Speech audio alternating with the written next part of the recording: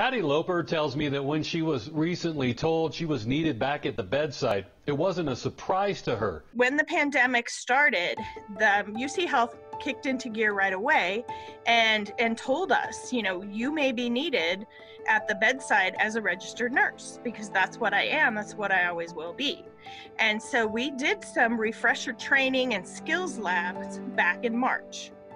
Our assistance wasn't needed back then because our little blip was not, what we're seeing now in cases. Patti admits when the actual call came, we found out on a Friday that we needed to be at the bedside the following week. Right. So it was pretty quick, but in the back of your brain, you just know it's going to happen.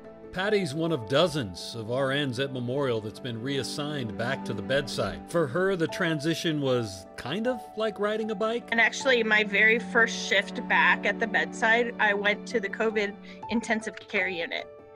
And so when I got the call, we get notified the morning we go in early, like at 5, and then they tell you where you're going to go. And I have to tell you, I was very afraid the first time. They said, you're going to the COVID ICU. But when I got there, I did get a great in-service by staff. They showed me around, because that's another thing. I'm a go-to person. I'm usually the one that precepts people, and I know where stuff is, and I know what I'm doing. Well, all of a sudden you get this flip, and you're the novice. And these are really, really, really sick patients. Bedside nursing isn't like working a desk for 8 hours a day or sitting in meetings. Physical demands and working a full 12-hour shifts where you basically run the whole time is exhausting. I smashed my step goal. I had over 15,000 steps and had run like 6 miles on my first shift back. And when you work at a desk, you don't do that. I probably need to, but I don't. Nursing is hard work pretty much any time. But when you add in the pandemic, I don't think people realize, but the PPE is very hot. And so you sweat. The first day I forgot my water bottle. And I did make that mistake the second day because you just have to drink and drink and drink and keep hydrated. So there really are physical demands, but there are also emotional demands, and dealing with some of our patients, they're sad. They're in the hospital. They can't see their families.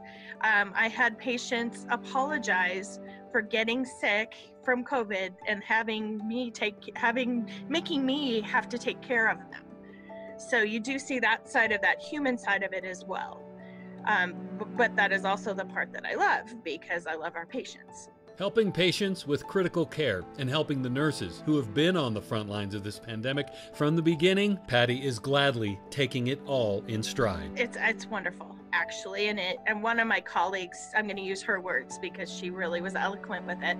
It's rekindled her love for nursing, and it's true. There's a reason we do what we do. And for whatever circumstance that we leave the bedside for, it doesn't matter. You're still a nurse at heart, and you're not going to turn away when somebody needs your help.